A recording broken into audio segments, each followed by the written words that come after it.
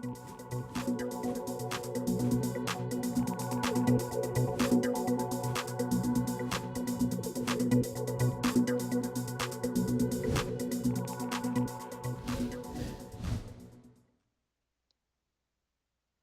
and welcome to Ratio Christi Television. What are logical fallacies? How often do people make them? And how should we as Christians be thinking about and be informed about logical fallacies so we can spot them when people make them, which is a very common occurrence? And how can we respond to those as well? That's what I'll be talking to my next guest about in this episode.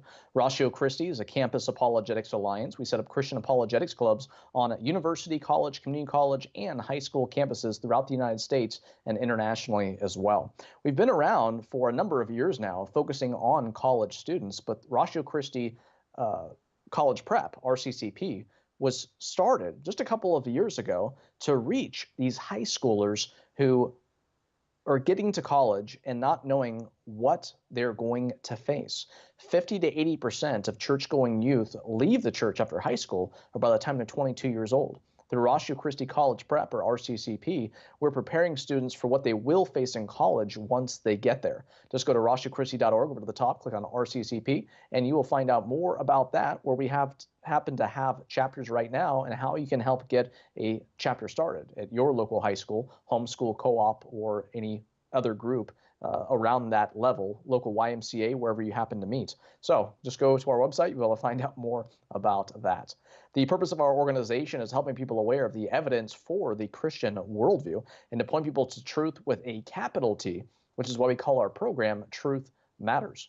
Joining me is Anna Kitko. Anna was made providentially aware of her calling into Christian apologetics in high school, having been caught up in ministering to local destructive cult groups. She has fully embraced this calling and now has 3 university degrees in the field.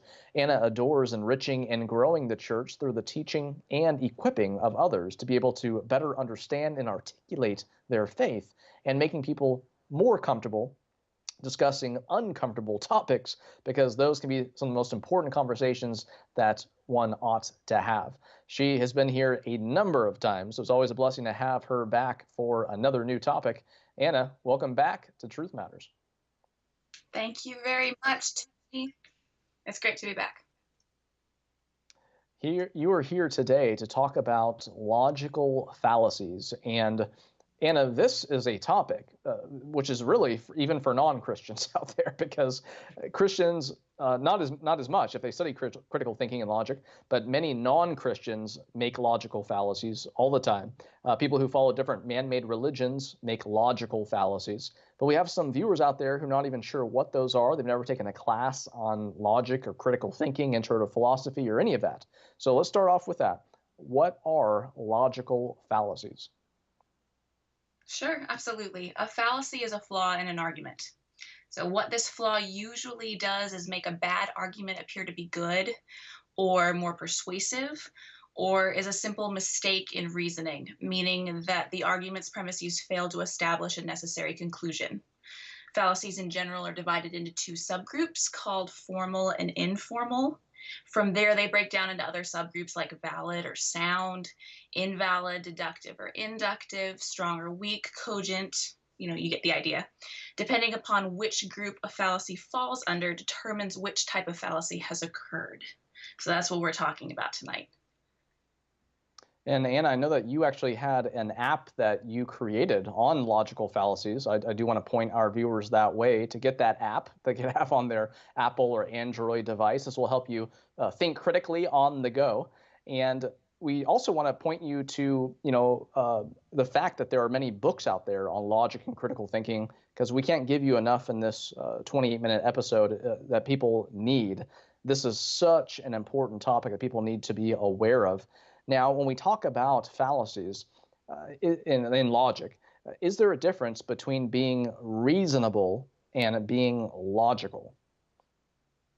Sure, and these terms get confused and conflated all the time. So vocabulary terms in formal logic are often misunderstood or used interchangeably in our culture, so it's easy for definitions to become muddied or less distinct. So in your question, the distinction would be that reasonableness occurs when I'm successful at following how you are going about reasoning through a problem or scenario. Whether or not you're being logical in your reasoning is beside the point. The sheer fact that I'm following your thought process makes you reasonable to me. On the other hand, being logical requires that you submit your own thoughts or arguments successfully to the criteria or rules that govern formal logic.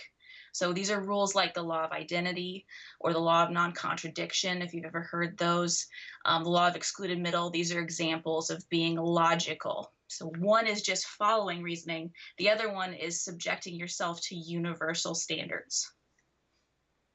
And we definitely want to help people be aware that all these different terms that we're using in these different categories within logic and critical thinking. We talk about fallacies, formal, informal, again, being reasonable, the distinction between that and being logical.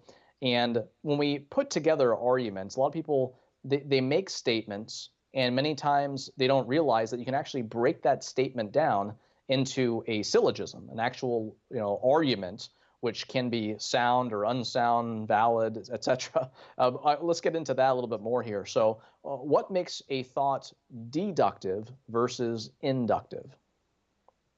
Good, great question. So a deductive argument is something that's determined by what we've already discussed, namely the argument claims that it's impossible for the conclusion to be false. So like for you, for what you just brought up, a syllogism, that's usually two premises followed by a conclusion. So what the deductive argument will say is if the premises are true, then it's impossible for the conclusion to be false. And so when you're determining validity or invalidity, soundness or unsoundness, then you are dealing with what is a deductive argument. Conversely, an inductive argument is made when an argument is merely asserting a conclusion of probability, okay? Meaning that the conclusion is not necessitated by the premises, but is merely likely that the conclusion is true based upon what you've already set up in your argument. If an inductive argument is identified as having a conclusion that's probably true based on the premises, then that argument is said to just be strong, okay? If an inductive argument's conclusion is not probably true based on the premises, then it's said to be weak. This is when you start to see those distinctions come out. Deductive arguments are made from like big picture perspectives down to small conclusions, whereas inductive arguments are usually made from experience. So for a deductive argument, think of the infamous bachelor argument, right? All bachelors are unmarried men. John is a bachelor, therefore John is an unmarried man. We have a universal principle. All bachelors are unmarried. We have a specific example, John. He is also a bachelor, therefore John's an unmarried man. It's impossible for John to be a bachelor and not an unmarried man. That's a deductive argument. For an inductive argument, you want to think something like you're walking in the park next to a lake, and I say to you that swan over there is white. All swans that I've seen have been white, therefore all swans are white. What I'm doing is taking my personal experience, which is very limited. I'm taking a very specific example, and then I'm extrapolating from that limited experience a universal claim. That's an inductive argument, and it's considered weak. You don't really want to focus on inductive arguments. You want to always use deductive ones. And when it comes to the types of logical fallacies, can you define different types for our viewers? Sure. Yeah, there are formal fallacies and informal fallacies. So a formal fallacy occurs when the form of an argument is identified as flawed, regardless of the argument's content. Okay, we're just looking at the form. There are certain argument forms that are made on a regular basis that have been identified through history by logicians as forms that are always considered valid or always strong versus forms that are always weak or invalid. So let's take, for example, that bachelor example that I used earlier. And just trade up some of the vocabulary terms. If I say all bachelors are unmarried men, John is an unmarried man, therefore John is a bachelor, we have a problem because I just switched two of the terms around, right? Just because John's unmarried doesn't mean he's a bachelor. He could be dating somebody, he could have a fiance. You know, when we look at the form, we see something like all A are B, all C are B, and then somebody trying to conclude that all A are C. That form will never work out to be a strong argument. So that form is usually mentioned as fallacious. Okay, informal fallacies, on the other hand, there are arguments that you have to understand the content for. You have to have some background knowledge. So you may have heard people discuss things like ad hominem arguments or bandwagoneering. And these are the types of fallacies that you have to study in and of themselves in order to identify them in practice. Those are informal fallacies. And the informal fallacies are something that everyone should be familiar with, because when you are familiar with them, you start to spot very quickly how often these logical fallacies are made. If you regularly watch the news, if you read the newspaper, even if you watch commercials on TV, you will start Right. to notice fallacies that are made all the time. And I'm telling you, the society that we live in today, we need more critical thinking. We need people who know what fallacies are, logic, formal and informal fallacies, to let our viewers know about some of these informal fallacies in particular. Can you let them know some of the common the names that we use, define some of those, give some examples for those? Sure. These arguments are the ones that you usually hear in Latin, or somebody brings up, that they're in philosophy classes and they're like, oh, that's an ad hominem argument. And you're kind of like, what's that? So examples of these would be argumentum ad baculum, which in Latin is appeal to the stick. It's usually a reference to being forced to an intellectual conclusion via a threat of physical harm. Okay, so imagine yourself, you just got done with the Super Bowl, or you're at your local pub and you're rooting for whatever team you want, and the Yankees are playing, and the guy next to you says the Yankees are the best team in the league, and if you don't believe me, I've got two fists that say you will. That's argumentum ad baculum, right? He's making an argument, a rather persuasive one for some people, that says you're going to agree with the conclusion that I've just given you because I'm physically threatening you. It's not a good argument, right? It's fallacious reasoning. It doesn't actually give you a good reason to believe that the Yankees are the best team in the league. It just kind of scares you into concluding that, yeah, okay, I'm going to agree with you because I'm scared of you. Another one would be argumentum ad populum, or appeal to the people, which is a reference to appealing to a population's feeling of wanting to be loved or appreciated or valued. Think an emotionally driven argument. There's not a whole lot of content there. It's more of just your feelings on the subject. It can also be appealing to populations' suspicions or fears. So you see this the most common in like propaganda posters.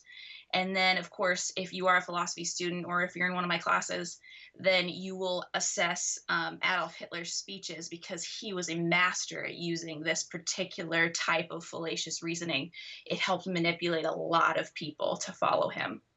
Another one would be argumentum ad ignorantium, which is an appeal to ignorance. Another common one that you see, this is when there's an assertion made based entirely upon the basis that little is known about a subject in question, and then a concrete conclusion is formed on that basis of a lack of information.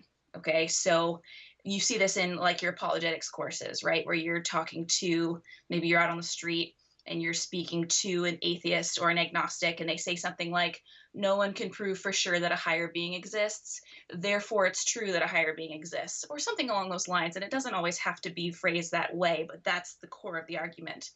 That's an argumentum ad ignorantium. They're literally basing their position on a lack of evidence. These are the kinds of things that you would see studying informal fallacies.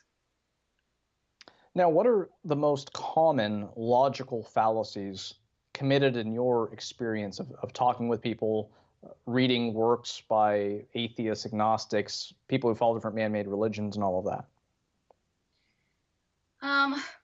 Probably in my experience, it would be the red herring fallacy when you're dealing with social media or watching the news in general. And then there's what's called tu quoque, which is a very specific form of an ad hominem argument. An ad hominem argument is somebody that, an argument that's made to attack the character of a person who is debating you or arguing for you. There's different types. Tu quoque is what happens when an argument calls attention to some hypocritical aspect to the arguer that's making the claim. So in this type of fallacy, the first arguer will make a claim to which a second arguer discredits the first by calling attention to the notion that the first person has committed the same action that he or she is wishing to discredit. So think hypocrisy. people making arguments towards hypocrisy. You see this happen a lot when someone makes a value judgment on whether or not an action is bad. So think the high school student that comes home, you've caught him skipping class, and you say to them, hey, son, you can't skip class. That's bad. And he says in return, you can't tell me that I shouldn't skip class because I know for a fact that you skipped class when you were my age. That's a tuco argument. There's no substance there trying to discredit the notion that skipping class is bad, right? That subject matter isn't even glossed over. All they do is point at you and say, well, you're a hypocrite. You really have no way of making that value judgment, which doesn't actually deal with the judgment itself, which is why it's a fallacy. Then in the case of the red herring that I brought up earlier, this is what happens anytime an individual makes an argument and the response is to change the subject onto something else. So think about talking heads on TV.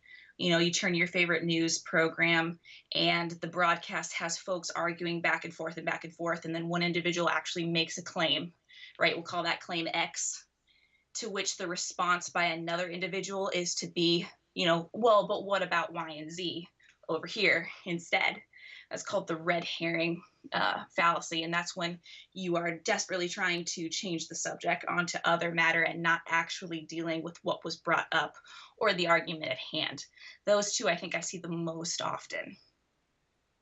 And speaking of the former that you mentioned there, tuquoque, Anna, that is one that we hear all the time nowadays when we bring up the violence in the Quran and the life of Muhammad, and people say, oh yeah, but well, look at the Old Testament, there's violence in there too. If they don't understand the context of this, this is the only reason why this logical fallacy continues to be made, this informal fallacy. People don't realize the difference between the Old Testament violence and the New Testament teachings of Christ, and it's the opposite with the Quran. The peaceful verses came earlier in the life of Muhammad. The more violent, aggressive, militaristic, political, etc., verses came later in the life of Muhammad. So it's totally apples and oranges here to compare New Testament commands from Jesus to the Medina verses of the Quran referring to Muhammad after he gained power, gained followers, and all of that. So a very common one when it comes to Christianity and Islam and that whole conversation, which continues to happen nowadays. But why do we need to know the difference between a logical and being logically fallacious?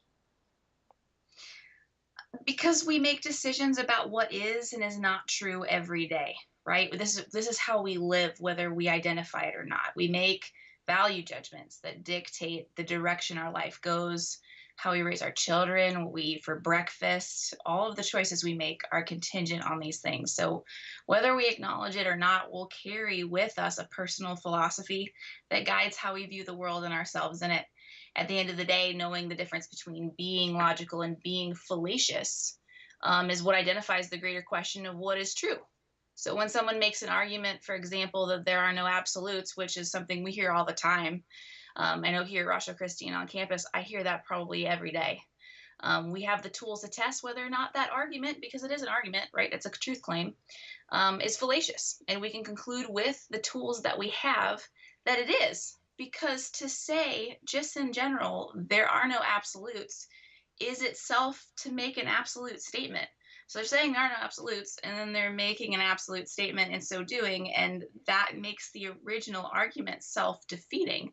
We can dismiss it on that basis alone. We don't have to sit there and tease it out longer. It's kind of like what we were studying before with the forms. The form of the argument itself is invalid. We're supposed to reject that form automatically if we are trying to be logical. But, just because a logic teacher says that's not logical, you need to go back and make sure that, I know what I'm talking about and that you can see the rules of logic, where they come from, that they're universal, that we're all subject to them. And then test the truth claims of different people against those laws. So like the truth claims that Muhammad makes, test him, find out, are any of his arguments in poor form? Are any of his arguments unsound? Look at our great teacher, Jesus Christ, when he says, I'm the way, the truth, and the life. No one comes to the Father but by me. That's a claim. We can test that. And sure enough, when we look at the scriptures and we look at the manuscript evidence and we start pulling the miracles that he did and the divinity that he claimed, he is backed up with sound arguments. Not only is he validly representing himself, but his truth claims are actually true in reality. That makes his arguments valid and sound. That's the strongest argument form you can have as an individual. This is why this stuff is important, not only to teach, but also to test ourselves, because at the end of the day, who wants to be thinking fallaciously? I know I don't. I know that my students don't. So let's get better at understanding these rules and continue to subject ourselves humbly to them. Logic, these formal and informal fallacies that you're talking about, critical thinking, the basic laws of logic, law of identity, law of excluded middle, law of non-contradiction, all of these things come into play when we're talking about the different worldviews that are out there: Christianity, Islam, Mormonism, Jehovah's Witnesses, Hinduism, Buddhism, the list goes on. These all make exclusive truth claims about reality, and they're completely in contradiction to one another, which lets us know they can't, it's logically impossible for them to all be true. It is possible that everyone is wrong, but they can't all be true. And if one is right, all the other ones are automatically false. And Christianity is what has the most evidence behind it. That doesn't actually make it true, just saying, oh, there's more evidence for this. But it actually corresponds to reality when we look at the history of the entire world. That lines up with the Judeo-Christian worldview. It lines up with the Bible, which is actual history, and of course prophecy fulfilled, and talks about a future time as well. And it's never been incorrect in anything. There's so many factors that back up the Christian worldview, so much evidence for it. And this whole topic of logic, critical thinking, and all of that, it just goes hand in hand, and it actually helps to back it up even more when we think critically about this stuff. Now, how can we keep from committing fallacies of thought ourselves? Obviously, educating yourself is a big one, and that can be hard to do sometimes. I know with studying formal logic back when I got started, it was a necessary part of a philosophy degree. You could not graduate without taking not only a formal logic course, but also a symbolic logic course, which is the analyzing those forms like all A or B, all B or C, therefore all A or C. There are tons of those different forms, and you would actually have to take and assess those forms and memorize them, be able to articulate them in real time. Nowadays, I have philosophy students that have never had to take a logic class at all. So finding a logic course like Ratio Christi's Logic Project, or like the app, or something along those lines is crucial. Definitely educate yourself. And it's not just because we want to get this information out there. It's because this will actually be used. And it's fun. I don't know how many times you've watched, a presidential speech, or had to assess a case, or even in apologetics, you're practicing critical reasoning and formal logic on a regular basis, and this is something we're commanded to do from Scripture. So educating yourself is absolutely crucial, and we'll do our best, especially here at Ratio Christi, to make sure that we can provide those tools to you, and practice. Practicing is absolutely crucial as well, because it's hard to think in formal logic lines or along those lines unless you're practiced at it. It gets easier, but you want to make sure that as you're speaking to people, that you are speaking in terms that are valid actually, and are sound actually, and that takes practice.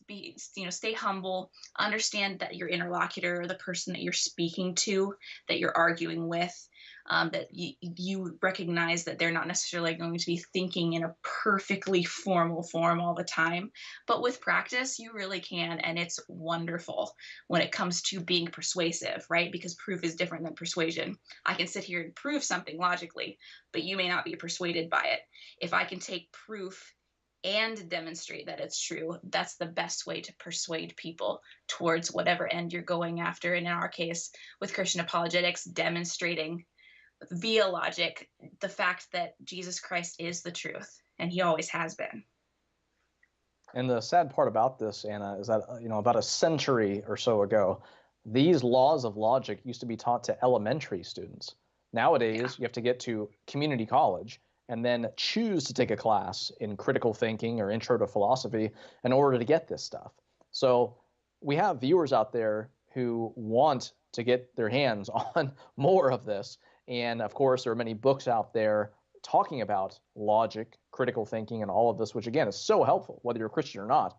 But as a Christian and wanting to think critically about why we believe what we believe, what are some books that you would recommend to our viewers out there to look to get more of this stuff, more explanations about fallacies, maybe give them some examples, give them some chances to do some stuff on their own as they learn. They learn the different fallacies, informal, formal, and what are some good resources that to point people to get more of this? My highest recommendation is to pick up an actual physical college textbook on logic. So you can find tons of them on Amazon. You can find them on eBay. Buy a used copy. Some of the newer versions have an actual DVD that will quiz you through content. But it's not that I expect you to sit there and read a textbook. It's that logic textbooks do break them down into sections. So if you need to review something specific, like what is an ad hominem argument exactly? What is an argument from authority? Did this person just make that argument? I can't quite tell. Is this bandwagoneering because I watched an ad and they said something along the lines of 95% of Americans already do this? Why aren't you? Is that bandwagoneering? The answer is yes. That's a lot of ad campaigns do that actually. But just being able to clarify your thoughts and being able to test what you know. It doesn't necessarily have to be that you can articulate what these are called in Latin, totally unnecessary, but just so that you can clarify how you are reasoning and where you are making failures yourself, you can then apply it to other people. And remember to do so kindly. Try not to beat them over the head with it, but it's very crucial to do so. So yeah, pick up a textbook. It's the best way to do it. It's all laid out. People like me have worked very hard to make it look that way. So go for it and study, study, study. Excellent. Anna, it's always a blessing to have you here. Thank you so much for informing our audience on this very vital topic of logic and critical thinking. And of course, all these different fallacies, formal, informal, and all your explanations throughout this episode. Thank you so much for all your great work with Ratio Christi over there in Tennessee. You are more than welcome. Thank you. Friends, we need to think about critical thinking. We need to think about logic. And like I said, this is so underrated nowadays, it seems. You look at society the way that it is, there is not enough critical thinking going on. Even if you read some of these sources, you don't have to feel like you have to go out and start talking about critical thinking or talking about logic, but knowing how to think critically and knowing logic and logical fallacies and how to help you not commit them and all of that, just thinking about this will be so much help in your life as well as the lives of people around you. Please visit ratiochristi.org and find out more about how you can pray for us and support this ministry financially. Remember, when it comes to what we believe and why we believe it, truth matters.